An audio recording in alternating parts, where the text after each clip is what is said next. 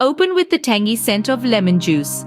Dab it on your skin, diluted of course. Be aware, it can be drying, and it's best to dodge the sun after application, or dive into a creamier concoction with a yogurt and honey mask. Stir it into a paste, smooth it on your skin, and let it sit for a quarter of an hour or so before washing it off.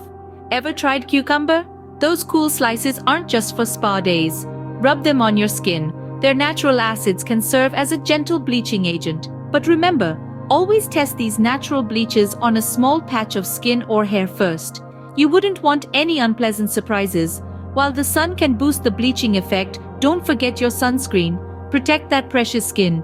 Results can vary, from your hair and skin type to how often and how much you use.